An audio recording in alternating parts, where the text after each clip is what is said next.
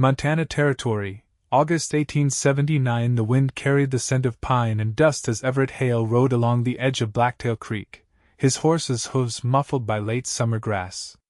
He had not planned to be this far off the main trail, but a missing calf had pulled him deeper into the woods than usual. That was when he heard the sound faint, like metal scraping wood, followed by a sharp, muffled sob. Everett pulled his horse to a halt. It came again.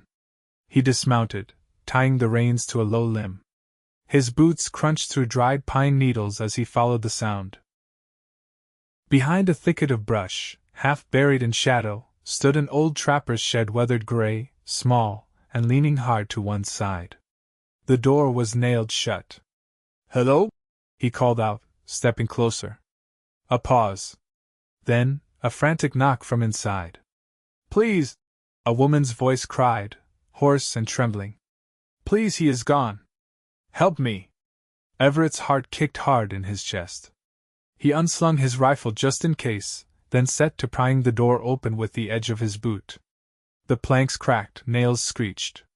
One final shove, and the door burst inward. She was crouched on the dirt floor, her wrists bound with rusted chains hooked to a bolt in the wall.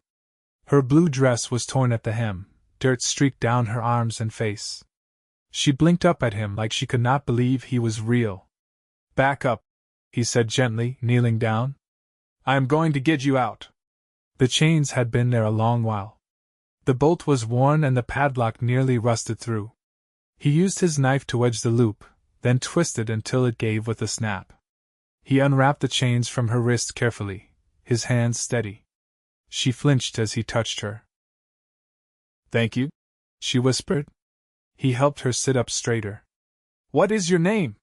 She looked down, swallowing hard. "Brielle Carson." Everett nodded. "I am Everett Hale. You are safe now." She looked up, then really looked, and her lip trembled. "I did not think anyone would come." He offered his hand. "Let's get you out of here." She took it, her fingers ice cold. He helped her to her feet, holding her steady. She was barefoot, her steps uneven. "Can you ride?" he asked. "I think so." He led her back to his horse, lifted her gently into the saddle, then swung up behind her. She leaned back against him without thinking, like her body gave out the moment she knew someone else was holding her. They rode toward his cabin as the sun dipped low, casting long shadows across the hills. Everett's place was a small, two-room log home tucked in a clearing by the river, a day's ride south of Virginia City. He had built it himself, strong and simple, meant for quiet work and peace. He brought Brielle inside, gave her the guest cot near the stove, then stepped out to fetch water. When he came back, she had not moved. Just sat there, hands folded tight, eyes blank. He set the bowl down near her. "You are safe here. No one is coming after you." She nodded, but said nothing. He crouched beside her. "Did someone do that to you?" She hesitated, then whispered. "My husband. He locked me in there after I told him I was leaving." Everett felt his jaw tense. "Where is he now?" "Gone. Took the wagon and left 2 days ago. Said he would come back once I had learned my place." Everett stood. "He is not coming near you again." That night, Brielle slept for 13 hours straight. She did not stir once. The next morning, she stepped outside into the sunlight, barefoot in one of his old shirts that hung nearly to her knees. Her hair was still tangled, but her eyes were clearer. "I was 19 when I married him," she said softly, standing on the porch beside him. "It was not what I thought it would be." Everett nodded, slow. "You do not need to explain anything. I want to." He glanced at her. She was not crying. Just tired. But there was a stubborn strength in her voice that had not been there yesterday. "I was raised in Helena. My father died when I was young. My mother remarried and sent me off with a man she barely knew. Said it was safer than staying." She looked out at the trees. "He moved us farther and farther from town, until there was no one else around. I barely spoke to another soul for 4 years." Everett leaned on the porch rail. "You are not alone anymore." She looked at him then, long and quiet. The days passed slowly, steady as the river. Brielle started helping with the chores, gathering eggs, washing clothes, sweeping the hearth. Her movements were careful at first, like she was waiting to be punished. But Everett never raised his voice. Never reached for her without asking. One night, as he was chopping wood, she stepped outside and leaned against the door frame. "I want to stay," she said. Everett lowered the axe. "You can. As long as you want." She walked closer. "Not just here. With you." He looked at her, heart thudding. "Are you sure?" She stepped close enough to touch him. "You were the first person who looked at me like I mattered. I did not expect to feel anything again. But I do." Everett reached out, brushing a strand of hair from her cheek. "I do too." She leaned forward and kissed him, soft and sure. They slept in the same bed that night. Not rushed, not desperate, just two people finding warmth in each other. Everett held her close after, her head resting against his chest. "I never thought I would feel safe again," she whispered. "You are safe with me," he said, and meant it. Outside, the wind shifted through the trees, but inside, everything was still. The days shortened, as late August crept towards September, and the air began to carry the crispness of the coming fall. The cottonwoods along the creek yellowed at their edges, and the mule deer moved lower through the valley in quiet pairs. In the hush between morning chores and supper, Everett began carving a new fence post. His hands moved steady with the drawknife while Brielle sat cross-legged nearby, threading a bone needle through a patch of worn flannel. She rarely sat idle now. "I could sew your shirts better if you'd stop tearing them trying to outstubborn the barn door," she said without looking up. "It gives me something to complain about," he answered, not glancing away from the wood. She smiled faintly, but her voice stayed even. "Hard to picture you complaining." He paused, then set the blade aside. "I used to. A lot more than I do now." She looked up from her mending. "Why'd you stop?" "I think I got tired of listening to myself." She nodded like she understood that. "I used to talk to the stove, just to hear someone answer." Everett didn't laugh. He just leaned forward and passed her the spool of thread before she asked. That evening, she stirred cornmeal mush over the fire while Everett repaired the hinge on the pantry door. They moved around each other without fuss, like they'd always known how to share a space. When the meal was done, Brielle set down 2 bowls on the table and wiped her hands on her apron. "I'd like to earn my keep here," she said plainly. Everett looked up from his seat. "You already do. I mean more than cooking and sewing. I want to help with the herd. With the land." He studied her for a moment, then nodded once. "Tomorrow, we'll ride out together." They rose before dawn. The sky was still dark when Everett saddled the horse and handed Brielle a pair of worn gloves. No words passed between them as they rode west toward the high pasture, where the cattle liked to bed down under the ridge. The trail was narrow, and the morning mist clung to the ground. "You ever worked cattle before?" Everett asked once they reached the fence line. "No, but I've watched. I can learn. I'll show you how to read their ears. It's better than waiting for them to bolt." She followed his lead, watching how he moved slow around the animals, never raising his voice, never rushing. He showed her how to coax a calf out from under the brush without spooking its dam, how to walk the fence and listen for the wind through a break. By midday, her hair stuck to her temple and her fingers were marked with dust, but she stood straighter than she had that morning. "You pick things up fast," Everett said, handing her a canteen. "I don't like doing things halfway." He took a drink, then passed it back. "Neither do I." They rode home in silence, their shadows stretching long across the grass. That night, after supper, Brielle stepped outside with a tin basin and brushed the dirt from her arms. The moon hung pale above the treetops, and the wind stirred the porch rafters. Inside, Everett finished straightening the tools by the hearth. He glanced at the door, then followed her out. She was humming softly, an old tune he didn't recognize. When she saw him, she quieted. "You used to sing?" he asked. A long time ago.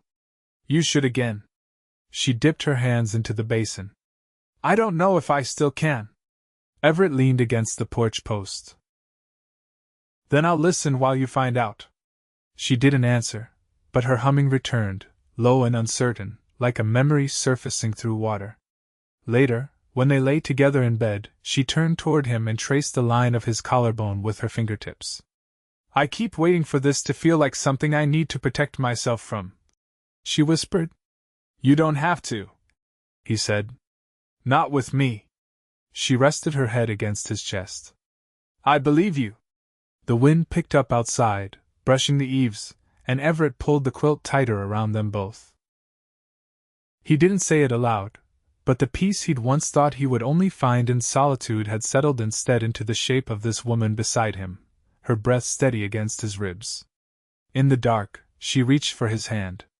He closed his fingers around hers. No promises spoken, but something stronger held between them now, a quiet knowing, built from each hour spent side by side. A week passed without interruption. The air grew sharper in the mornings, and frost began to gather along the fence rails at dawn. Everett split more wood than usual, preparing for the colder nights ahead. Brielle took to the root cellar, sorting potatoes and hanging bunches of sage in time to dry above the kitchen beam. They moved through the cabin like they had always belonged there together, each gesture natural, unspoken. One afternoon, Everett returned from checking the lower pasture with his saddlebag full of wax beans and apples traded from a neighbor's boy who had ridden up from Pony. He found Brielle bent at the kitchen table, pencil in hand, frowning at a piece of paper. You writing someone? He asked, setting the bag down. She looked up. Trying to remember how to spell inheritance. She tapped the pencil against the page. My mother had a ledger. She used to keep every detail of the household in it. I figured I ought to start one. Everett sat across from her. You keeping track of the flour barrel? And how many jars I've put up? There's not much in it yet, just notes. She smiled faintly. But I like seeing things lined out. Makes me feel like the life we're building isn't just in my head. He studied her face, the line between her brows, the way her fingers smudged the pencil marks. It's not just in your head. She looked at him a long moment. I know. As the season deepened, Everett began carving a cradle from pine. He didn't say why. He worked on it only in the evenings after supper, when Brielle sat by the fire with her sewing or cleaned the lamp glass. He shaped the rockers smooth, then built the sides with rounded edges, sanding every inch with care. He didn't rush. He didn't speak of it. But each night she watched it come closer to being finished. One evening, while he was fitting the final piece, she stepped behind him and placed her hands on either side of his waist. You don't have to wait for me to tell you, she said quietly. His hands stilled. I knew before you started carving, she said. I was just waiting to see if you'd ask. He turned to face her. I didn't want to press you. You never have, she said, and kissed him, resting her forehead against his. It's yours. I want you to be the one he knows first.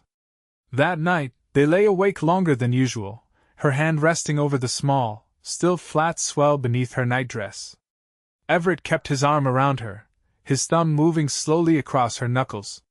The fire had burned low, but neither of them spoke of sleep. I never thought I'd be raising a child here, she said softly. Not like this. He didn't ask what she'd pictured before. He only said, he'll grow up hearing the wind in the trees and the creek after a rain. That's a good beginning. She turned toward him, eyes damp. And he'll have a father who knows how to be gentle. Everett pulled her closer. He'll have a mother who taught herself how to start over. The next morning, he hitched the wagon and drove with her to the edge of the property, where the land crested into open prairie. She held a folded blanket in her lap, and he had packed a small basket without telling her. When they reached the rise, he helped her down and spread the blanket over the dry grass. They sat and ate apples and cornmeal biscuits in the sun. I want to name him after my father, Brielle said, brushing crumbs from her skirt. Thomas. Everett nodded. That suits him. She looked out over the hills.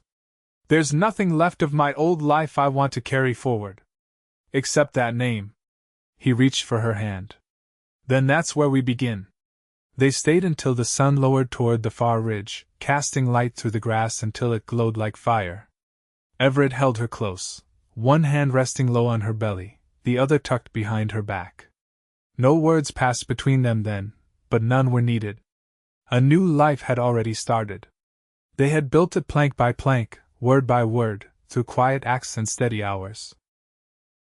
And now, with the wind warm at their backs and the land stretching wide before them, it was theirs. All of it.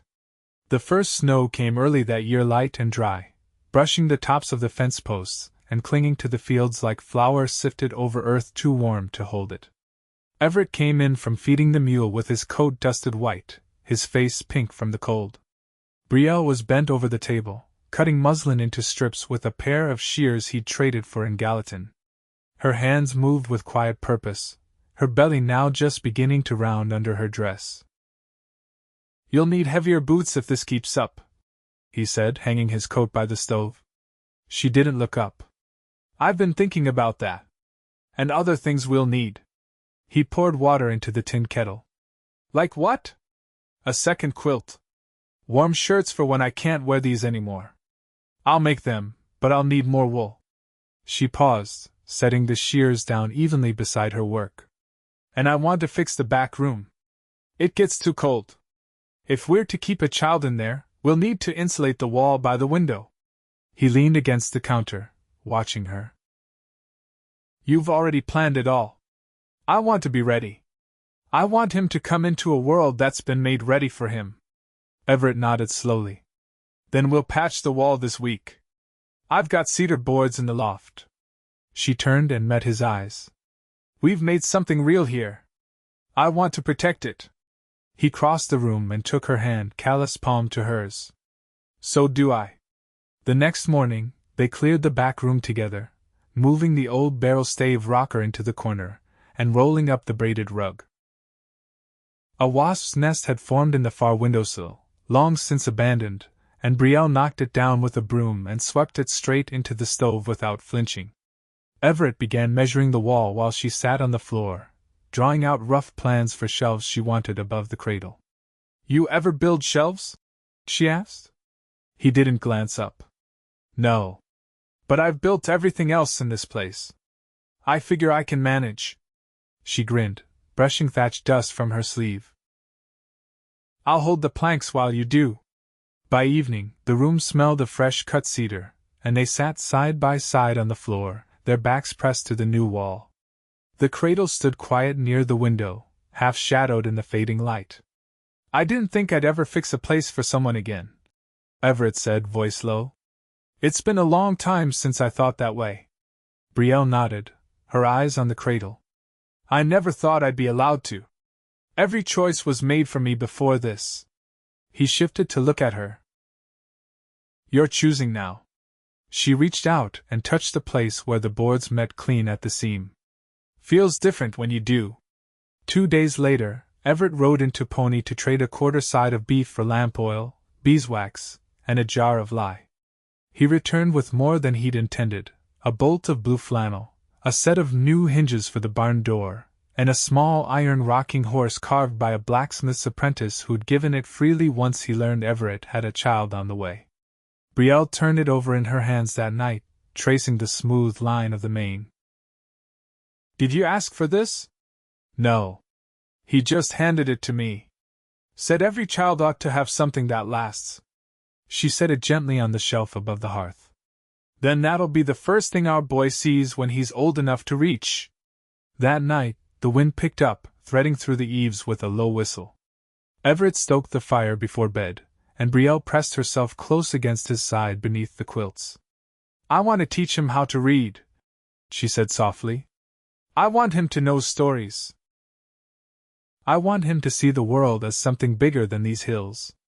Everett kissed her temple, his breath warm against her skin. "He'll have that. I'll ride to Virginia City come spring. I'll find books. Whatever he needs." She turned toward him, her hand resting where their child grew. And when he asks how we met? I'll tell him, Everett said, that I'd found the strongest woman I've ever known locked away, and she tore the door off the rest of her life. No, she whispered, smiling against the hollow of his neck. You opened it. I walked through. Outside, the snow deepened. Inside, the fire held. And in the hush of that cabin, something complete and unshakable settled between them, not loud, not sudden, but steady as the earth itself. Their love had not been planned, nor spoken in grand declarations. It had been built, moment by quiet moment, until it became a home. The river froze in late November, thin and silver under the morning frost, and Everett walked its edge with a hatchet in hand, cutting kindling from a fallen birch. Brielle stood in the barn doorway, wrapping a scarf around her neck, watching the sky pale above the pine line. Her balance had shifted, slow and noticeable. She moved differently now, one hand often pressed to her side without thinking. Morning's colder than it looks, Everett said, glancing up as she crossed the yard. She stepped carefully over the frozen ruts. I'm going to mend the harness. The leather's split near the buckle. He wiped his hands on a cloth tucked in his belt. You sure you want to be out in it? I'm sure I don't want that mule pulling against cracked leather. He nodded, and they worked side by side in the barn, the only sound the soft creak of the rafters and the rhythmic rasp of her needle pulling through stiff hide. When she paused to flex her fingers, Everett passed her a tin cup of warmed cider from the stovetop kettle he'd brought earlier. You ever think about what you'd be doing if none of this had happened? She asked, sipping carefully. He leaned against the stall beam. I used to think I'd die alone about 20 miles from anywhere. Never figured I'd have someone to build a life beside. She traced the rim of her cup. I used to think survival was the best I'd ever do. Everett stepped closer, brushing his thumb lightly along the inside of her wrist. You've done more than survive. Her eyes lifted to his. So have you. That night, they opened a parcel Everett had hidden beneath the bed since the last supply run, a second-hand book of illustrated natural wonders, thick with plates of birds, flowers, and foreign trees. Brielle turned each page reverently, her hand resting on her belly as if to anchor the moment. He'll look at this, she said, voice hushed, and know there's more to the world than what he can see out our windows. Everett leaned his chin on her shoulder. And he'll know his mother gave him that. They read until the fire wore low. When the light grew too dim, Everett closed the book and pulled the quilt around them. By early December, the snow deepened, and Everett fashioned a sled from spare timber so they could haul supplies from the creek without trudging through drifts. Brielle stayed indoors more often, stitching cloth into tiny garments, her fingers nimble even when her back ached. She refused to complain, though he noticed her breath catch sometimes when she bent too far. Let me carry more of the weight, he said once, as she reached for the kettle. She gave him a long look, then passed it over. Only if you let me keep doing what I can. He took it without argument. When the pains began, it was just before dawn. She gripped the edge of the mattress and woke him with a quiet, Everett. He sat up instantly, already pulling on his boots. I'll get Mrs. Tally. She won't make it in time, Brielle said, her breath shallow. It's coming fast. He didn't question her. He gathered linens, boiled water, laid out every clean cloth they had. She labored through the morning, her brow damp, her voice steady even through the worst of it. Everett knelt beside her, hands ready, heart pounding like it would split his ribs. She didn't cry out, didn't falter. She only whispered, with me. And he stayed locked to her gaze until a wet gasp, a sudden cry, fierce and new. Everett caught the child in his hands, blinking hard against the sting in his eyes. He swaddled the boy in soft flannel, and when he turned to place him in Brielle's arms, his voice caught. You did it, he said, voice hoarse. She pulled the baby close, her thumb brushing his cheek. We did. The boy had a full head of dark hair and lungs strong enough to rattle the window panes. Everett sat beside them, one hand resting gently on the curve of Brielle's shoulder. She leaned into him, the weight of the child a warm, living thing between them. They did not speak much that day. Words felt too small. But the silence was full of breath, of heartbeat, of promises made tangible in the arms of the child they had welcomed into the world together. Later, as dusk settled in and the fire cast amber light across the floor, Everett stood by the window. Snow fell gently outside, blanketing the yard in white. Behind him, Brielle rocked slowly in the chair, the baby asleep against her chest. "I used to think peace was something you had to chase," Everett said quietly. Brielle looked up, her face soft in the dim. "And now?" He crossed the room, sank to his knees in front of her, and rested his forehead against her knees. "Now I know it's something you built." She touched his hair, slow and sure. "We've built it, haven't we?" He looked up at her, eyes clear. "We have." Spring came late the next year. The snow melted from the eaves in heavy drips, and the river ran high with meltwater. Brielle planted a row of beans by the back fence while Everett repaired the barn roof. Their son, Thomas, sat in a basket near the porch, cooing at the sky. They ate supper on the porch most nights, the baby bundled in Brielle's shawl, the light stretching longer across the hills. Everett read aloud from the nature book while she shelled peas, and their son listened, wide-eyed. Once, as the sun dipped behind the pines and the last of the light caught in Brielle's hair, Everett turned to her. "I never told you what I prayed for the day I found you." She glanced sideways. "I thought you didn't hold with praying." "Not usually." He reached for her hand. "But that day, I asked for someone who needed me for more than what I could fix. Someone who'd stay long after the storm passed." Her fingers curled into his. "Then I hope you keep praying. Because I'm not going anywhere." They sat together long after dark, the hush of the woods pressing close and safe around them. And there, in the quiet cradle of the Montana hills, with a child between them and a world they'd built from pain and patience and quiet strength, Everett and Brielle lived out their days. Not in grand declarations, but in 1,000 quiet ways two people can love, with hands that built, arms that held, and hearts that never turned away.